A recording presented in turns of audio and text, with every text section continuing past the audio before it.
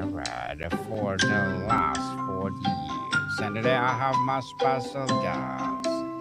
He is my feature author of the month of March. Of course, highly enthusiastic, prolific, best-selling and award-winning author as well as a speaker with a ton of heart. No other than Mr. Aaron Ryan. Good to be back. Thanks for having me. Welcome, Mr. Aaron on Book 101 Review, and thank you for saying yes to be my feature author of the month. And can you please introduce more about yourself that I miss? Sure. Well, I mean, I don't know if you want the introduction that my wife would say to people, but I can go with my own. So Mhm. yes, prolific is probably a word that is attributed to me pretty often. I've got a 41 book catalog that's about to be 42. I'm at page 317 on my finale for the Talisman trilogy, which will make my fourth series completed, and that's probably going to release next month. I've written everything from children's books to business guides to thrillers to sci-fi and Christian dystopian. I like to keep myself diverse and the offerings diverse because it just makes me more palatable to readers. And what can I say? I love writing and putting books out there. I love being a storyteller. Yes, and thank you for being a storyteller, Mr. Aaron. Thank you. For today, let's talk about being a best-selling and award-winning author. You wrote your first book, The Electric Boy, in the second grade. What do you remember about the story, and what would a 7-year-old version of you think of an author you become today? Wow. Well, I mean, that's a really good question. I'm going to pull this out because I used this in a recent video, and so I think this will do it justice. So this is that 7-year-old right here. And so Mm-hmm. my marketing guy asked me to get a picture that he could actually use. So this is me at 7, and this is when I wrote The Electric Boy. The Electric Boy was a second grade assignment given by a teacher. I just wanted to write something where I liked sci-fi at the time already.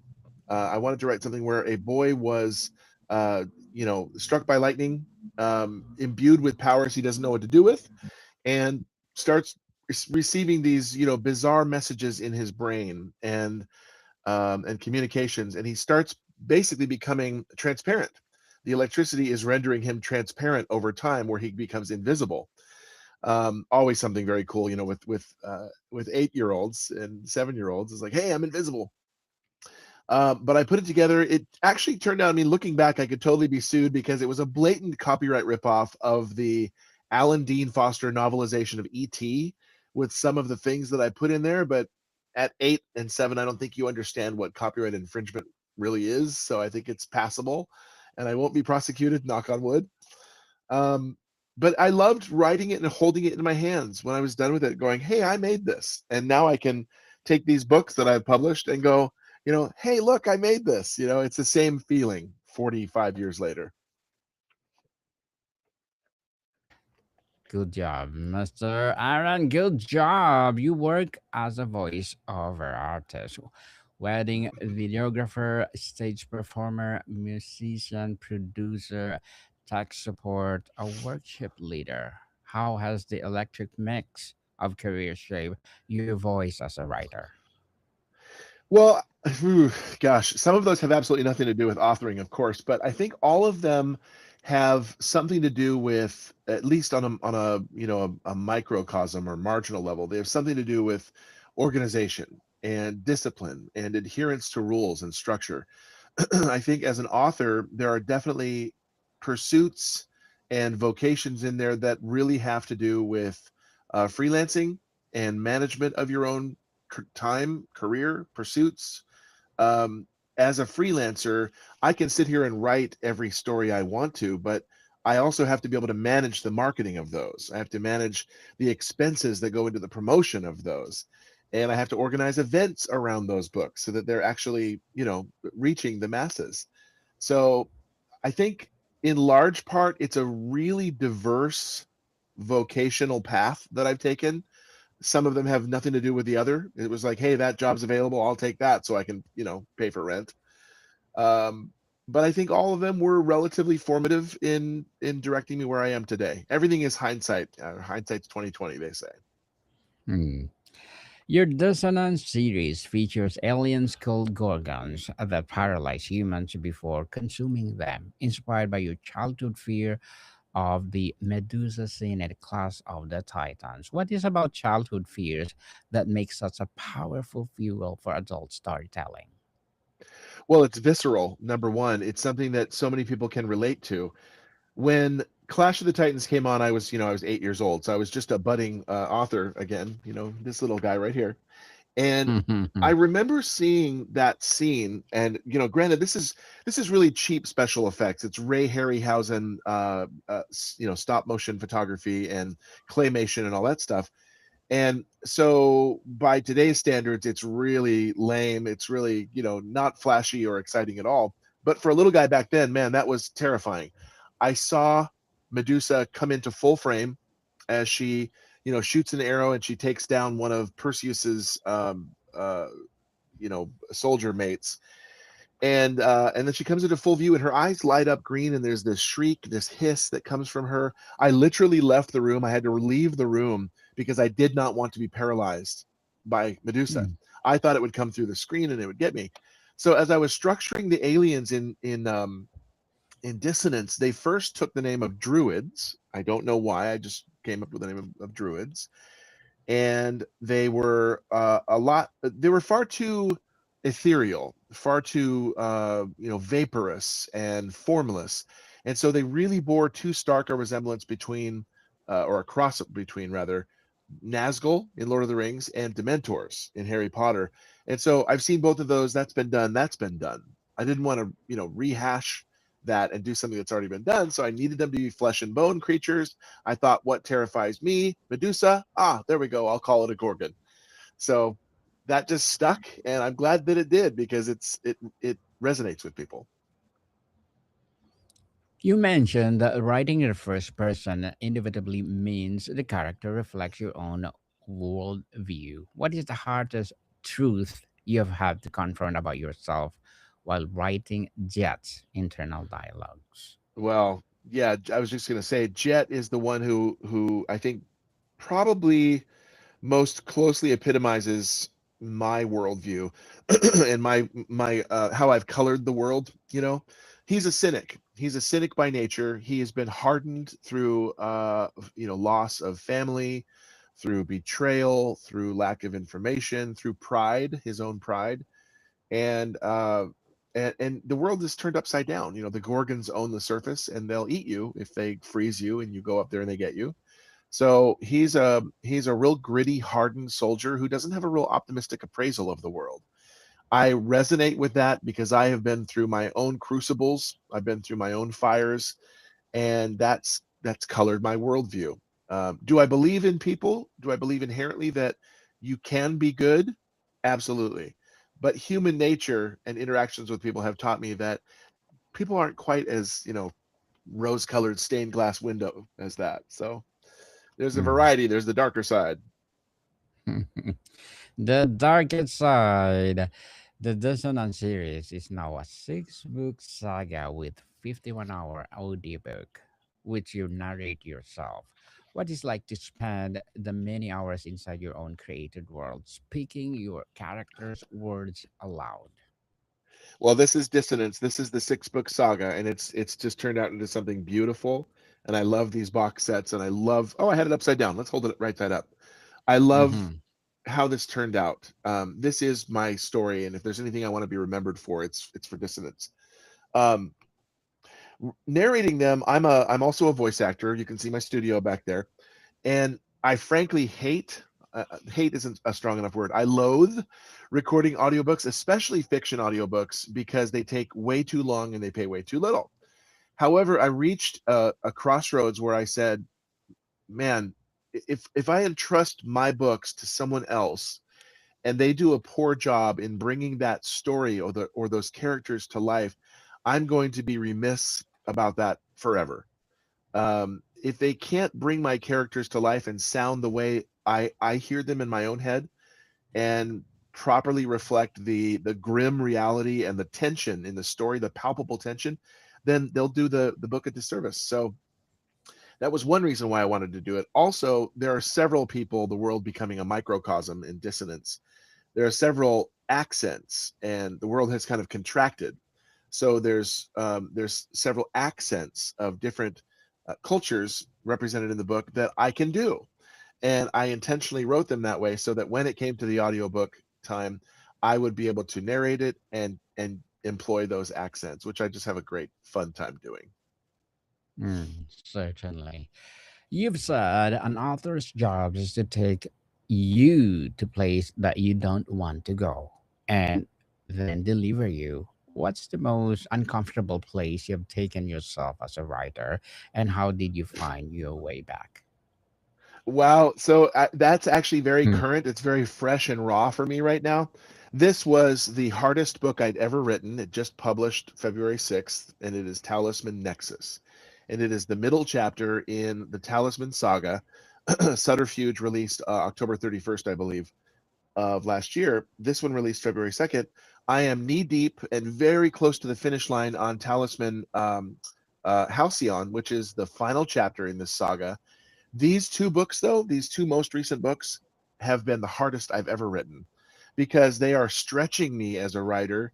They're requiring that I become super inventive with names. It's dealing with the multiverse. It is very science fictionally complex, much more so than anything I've ever written before. So I'm a pantser by nature. There's a plotter or a planner style of writer. They plot everything out, they plan it all out. And there is a pantser, they fly by the seat of their pants. They write very organically. That is how I prefer to write, but it's dangerous because you can write something and then, you can write yourself into a corner. Paint yourself into a corner is the phrase. But you can write yourself into a corner. You can trap yourself into an area where you're like, oh my gosh, I don't know that this is going to work. And do I need to control Z my way back to where it did work? But fortunately, it's always worked out, and I'm with moderate corrections, and I'm really grateful. I like the Talisman story now. It's still the most complex, most difficult thing I've ever written, but I do like it now. Hmm. Well, thank you for sharing to the world. Mr. Aaron, your work explores a profound question about what lines can be crossed for survival's sake. In a world that feels increasingly survival oriented, what lines do you fear our society is crossing right now? Well, without venturing into the political realm, because I'm not apolitical, but I just don't go there in interviews because that's the way that so many people's worldview is seen right now, is through the lens of politics and through national interactions with other nations. However, on a real raw, simple human level of you and me interaction side by side, I think that we've just become polarized is the saddest, scariest thing. When you go onto an elevator, or a bus, what do you see? Everyone's like this with their phone in their hands, and we're all cellular. We're all completely, isolated between the person on our right and left. I think it's really sad. I think it's not the way that it was meant to be. Social media has made us completely antisocial in Hmm. person, and it's really sad. I don't think that was the intended effect, but it is the effect that it has rendered for sure. That's I think what we struggle with. If we could just peel those layers off and take those blinders off and remove the layers that we've erected between us, and really start to have actual sit down conversations with people we don't know, we could learn a lot, and so could they. Very well said. Very well said, Mr. Aaron.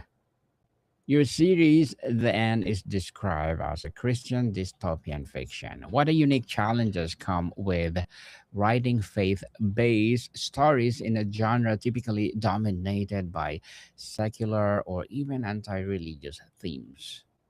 Sure. Well, dissonance is what I call a covertly faith-based story. You'll find marginal profanity in there in extremely intense situations. It's very rare. I will never use the F bomb. I will never take the Lord's name in vain, GD, JC, any of that. There won't be controversial material like f bombs or drugs or bullying or that kind of stuff. Extreme gore and violence. I don't need to write it. My readers don't need to read it. So, but it is a wrestle. It is a struggle. And in the afterword of Dissonance Volume One Reality, I actually address that. I say, as a Christian, I felt very convicted in putting out such material because the aliens do they are graphic. When they kill you, it's rare when that happens, but it can be graphic. There is like the sh word when in moments of extreme intensity, and that's also rare. But nonetheless, it's in there, and I felt convicted. So it was hard to walk that fine line.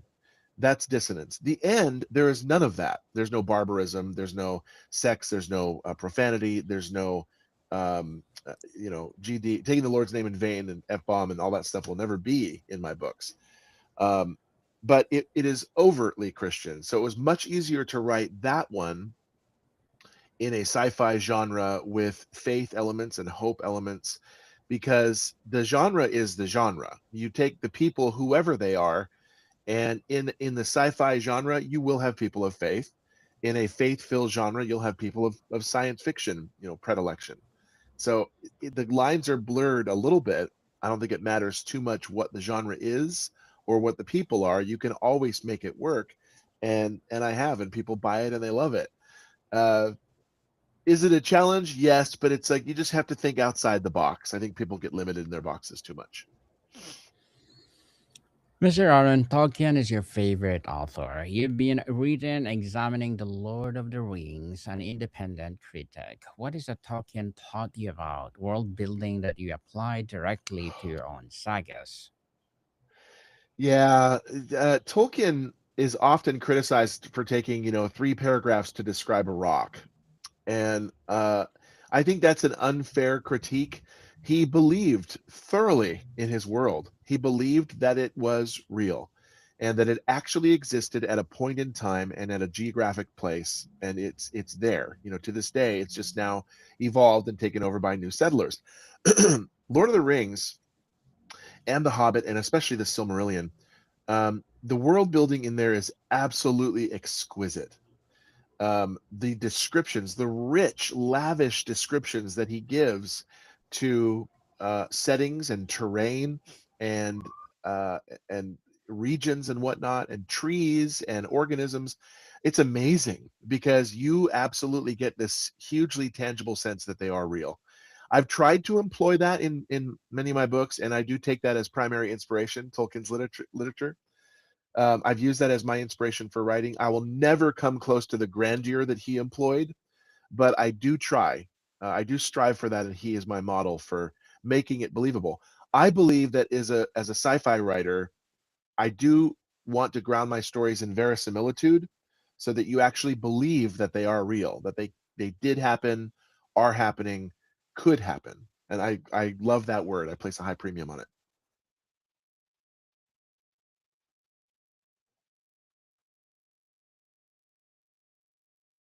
Very well said, Mr. Aaron. You've been a paper boy, a CSR, a service manager, and now an award winning author. Is there any job from your past that taught you something about storytelling that you could not have learned in writing workshop? That's a tough one. Again, yeah, they're all varied careers, and they're not careers really. They're all vocations, for a season, for a time. Um, I think, gosh, if I could go back to one of the earliest jobs I've ever had, that is definitely one of paperboy, a paper carrier. And you have to get up early on the days where you like the weekends is when we did it when I was a kid. So you're delivering Saturday and Sunday papers on the weekend mornings, and then weekdays in the afternoon. And so it required discipline from a young age. It required discipline to make sure that you're out there at the paper shack, that you're stuffing all of those papers with the inserts, that you are keeping track of when your clients will and will not be home. If they're on vacation, you don't deliver all their papers; they're held. That you properly thank clients who tip you, um, and you treat it as you treat your vocation respectfully. Granted, a paper route is a transitory vocation to something greater, usually. No, meaning no offense to those who are, 40, 50 years old, 30 years old, and that's their career as a paper carrier. Totally fine. But for the kids who know that's not their career, you have to treat it respectfully. And it did, I think, from a young age, it did teach me plenty about management and discipline. In that, not that order, discipline and management. Discipline first. Certainly, Mr. Aaron, you narrate your own audiobooks. When you are in the booth performing your characters, do you discover things about them that you didn't know when you wrote them? Absolutely. When you write, you are devoid of hearing. It's all imaginary. And so you're going to hear these things in your head, but it doesn't really take shape until you've brought it to life audibly in the narration of a book. So, Sam, or it's not Sam, excuse me, uh, the character Joe Bassett, who is a staff sergeant in Dissonance from the Alpharetta blockade, who makes his way to the Clarksville blockade where Cameron Jet Shipley is. I knew that I wanted him to have, a Southern drawl, but I didn't know that he was going to sound like this, a bit lower and a little bit of a lisp, closer to Louisiana or cross between Louisiana and Texas, a Sam Elliott inspiration for Joe Bassett. I didn't know he was going to sound like that until I started talking like that in the studio, and I rolled with Hmm. it and that really became Joe Bassett. Um, uh, Vance Cardona is from New York, and so he talks like this. He's got a low growl and he talks like this, no big whoop. And then there's other people. There's a British Captain John Wilson aboard the USS Harry S. Truman, and so he talks very dignified and very pronunciation of all syllables and such. And then Mhm. you've got a Caribbean man who served aboard a submarine, and he is aboard the carrier, and he's providing details to the group. And so all of those accents that I've used in paid voiceover jobs get to come to life and embody and bring these characters to life. It's so cool. That's one reason why I do my own audiobooks for sure. Certainly. Your Talisman series has been three books releasing between 2025 and 2026. Without spoilers, what theme are you exploring in the new series that readers have not seen from you before?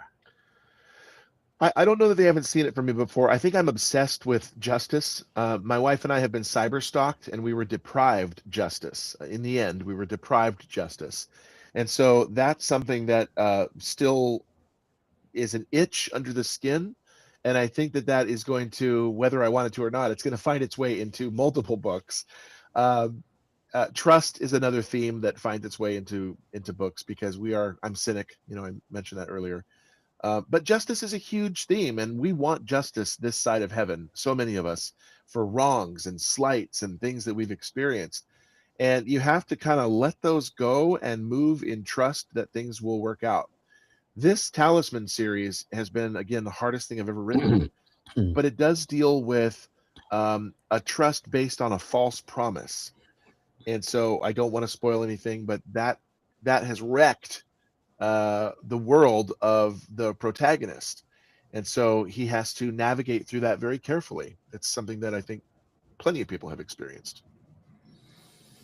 So, thank you for sharing to the world, Mr. Aaron. And to wrap up our discussion for today, you've written across almost every genre imaginable. Is there a story you've not told yet that it still scares you to attempt? And if so, what is it? That'll be the next one. If you scroll up after Talisman Halcyon, which is number 42 there, 43, excuse me, 43 is going to be The Darkness Within. And I don't quite have a concrete story yet. I work my way backwards. I come up with the cover, and if the cover motivates me enough, then I reverse engineer the book. That's how I work. I have to have something that I can work towards and go, oh, that's cool, and I'll write a story to match it. Um, there's going to be themes in that book that will be scary, supernatural, spiritual, unnerving, and I'm excited to take them on and tackle them. Yes, looking forward for that, Mr. Aaron. And thank you for sharing your knowledge and wisdom to the world. Mr. Aaron Ryan, my feature author of the month of March, award winning and best selling author. So, can you please invite our listeners to support all your books, your advocacy, or whatever projects that you're doing right now? Sure. So you can go to authoraaronryan.com. That's my website. All the social links are there and whatnot. But you can also, in fact, I encourage you to join authoraaronryangroup.com. If you go there, that will forward to a Facebook group that is private, exclusive, and there's no scammers, spammers. If you're an aspiring author, you'll find tips there, and you'll hear about giveaways, discount codes, new releases, upcoming appearances, news on the screenplays that I've had adapted. So authoraaronryan.com or authoraaronryangroup.com, and you'll find me. Yes, people, let's support Mr. Author Aaron Ryan because if you support him for sure, more and more award winning and best selling books to rise. So, Mr. Aaron, thank you so much for your time. Thank you so much for yours. I appreciate you having me back.